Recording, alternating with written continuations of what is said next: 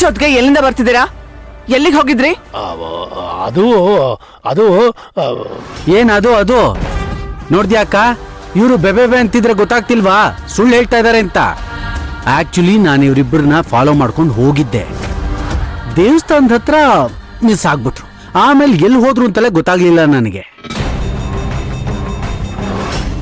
ಅಯ್ಯೋ, ಅಂದ್ರೆ ಮಾವ ನನ್ನನ್ನ ಫಾಲೋ ಮಾಡ್ಕೊಂಡು ಬಂದಿದ್ರ? ಅವ್ರಿಗೆ ನನ್ ಮೇಲೆ ಡೌಟ್ ಬಂದಿದ್ಯಾ?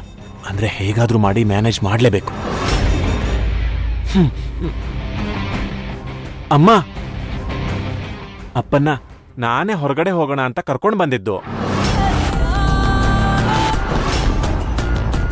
ಊಟ ಆಯ್ತಲ್ಲ, ನನಗೆ ಐಸ್ ಕ್ರೀಮ್ ತಿನ್ಬೇಕು ಅನಿಸ್ತು. ಅದಕ್ಕೆ ಅಪ್ಪನ್ ಕರ್ಕೊಂಡೋದೆ ಅಲ್ವಾ ಅಪ್ಪ? ಹೌದೌದು. ಐಸ್ ಕ್ರೀಮಾ? ಹ್ಞೂ ಮಾವ. ಪಾಪ ಅಪ್ಪ ಬೇಡ ಅಂದ್ರು, ಆದ್ರೆ ನಾನೇ ಐಸ್ ಕ್ರೀಮ್ ಬೇಕು ಅಂತ ಹಠ ಮಾಡ್ದೆ, ಅದಕ್ಕೆ ಕರ್ಕೊಂಡೋದ್ರು. ಅಥರ್ವಾ, ನೀನ್ ಹೇಳ್ತಿರೋ ನಿಜಾನಾ? ಲೈ, ನಿಜ ಹೇಳ್ತಾ ಇದೀನೋ ಅಥರ್ವಾ? ನಿನ್ಗೆ ಐಸ್ ಕ್ರೀಮ್ ತಿನ್ಬೇಕು ಅಂದ್ರೆ ಮನೆಯಲ್ಲೇ ಇರ್ಲಿಲ್ವಾ? ಮನೇಲಿದ್ದ ಐಸ್ ಕ್ರೀಮ್ ತಿಂದ್ರೆ ಚೆನ್ನಾಗಿರಲ್ಲ. ಈ ಚಳಿ ಹೊರಗಡೆ ಹೋಗಿ ಐಸ್ ಕ್ರೀಮ್ ತಿಂದ್ರೆ ತುಂಬಾ ಚೆನ್ನಾಗಿರುತ್ತೆ, ಖುಷಿ ಆಗತ್ತೆ. ನೋಡ್ಬೇಕಿದೆ.